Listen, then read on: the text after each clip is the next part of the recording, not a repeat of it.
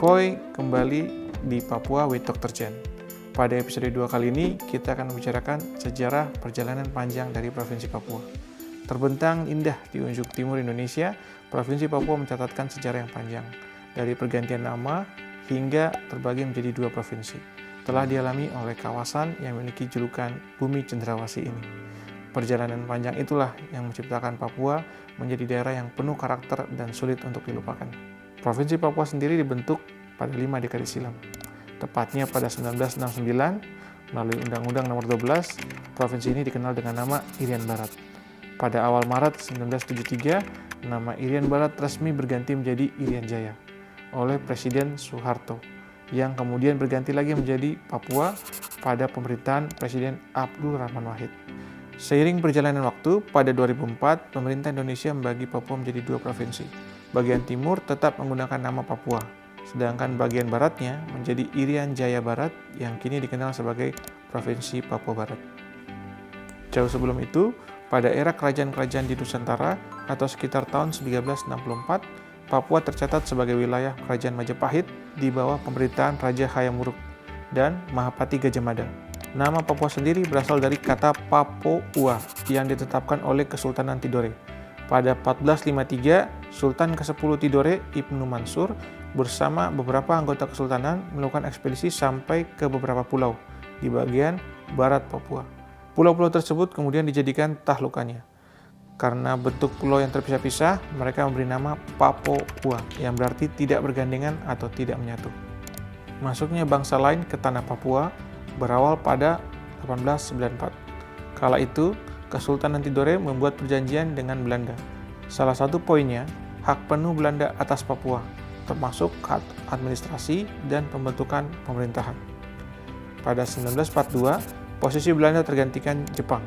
Nasib penduduk semakin buruk membuat rakyat Papua angkat senjata. Mulai 1943, pertempuran terjadi di berbagai daerah di Papua. Saat Indonesia memproklamirkan kemerdekaan, pada 17 Agustus 1945, Indonesia ingin seluruh bekas wilayah jajahan Belanda menjadi wilayahnya, termasuk Papua, yang saat itu disebut sebagai Netherlands New Guinea. Tapi Belanda tidak bersedia. Sengketa terus berlangsung selama belasan tahun, hingga mencapai kesepakatan pada 1962. Inti kesepakatan adalah Belanda menyerahkan Papua di bawah kendali Otoritas Eksekutif Sementara PBB atau UNTEA. Pada Oktober 1962, selanjutnya Belanda menyerahkan Papua bagian barat ke Indonesia selambat-lambatnya 1 Mei 1963. Dinamika Papua tidak berhenti di situ. Masih banyak suara yang menentang perjanjian Belanda dengan pemerintah Indonesia, karena tidak ada orang asli Papua yang dilibatkan dalam perundingan. Pada Juli hingga Agustus 1969, penentuan pendapat rakyat atau Perpera atau Act of Free Choice diadakan sebagai referendum untuk menentukan apakah penduduk Papua menghendaki tetap bergabung dengan Indonesia atau tidak. Hasilnya, Papua tetap menjadi bagian dari Republik Indonesia, kemudian diresmikan dalam bentuk undang-undang. Tapi banyak kisah yang tidak terungkap di balik sejarah itu. Menurut informasi yang dikutip di suarapapua.com pada Desember 27 tahun 2019, ada keterlibatan militer Indonesia dalam proses dimasukkan Papua ke wilayah Indonesia. Peran militer sangat besar pada sebelum maupun sesudah proses pelaksanaan Perpera tahun 1969. Setelah lebih dari 50 tahun tumbuh bersama Indonesia, Papua mengalami perkembangan. Kekayaan hasil bumi yang dimiliki Papua menjadi salah satu daerah investasi utama di berbagai sektor, termasuk perkebunan kelapa sawit.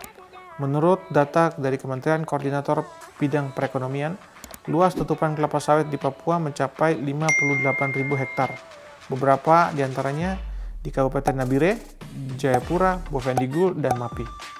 Nama cita Presiden Jokowi yang ingin membangun Indonesia di daerah pinggiran turut melibatkan Papua. Pusat-pusat ekonomi terus dibangun agar tetap menjunjung peningkatan kesejahteraan masyarakat setempat. Perekonomian Papua terus meningkatkan tren positif. Ini terlihat dari data BPS yang menyebutkan pertumbuhan ekonomi Papua pada kuartal pertama menyentuh double digit, yaitu 14%. Dibandingkan tahun lalu, angka ini membaik dibandingkan situasi tahun lalu yang menyentuh minus 2,7% di kuartal ketiga.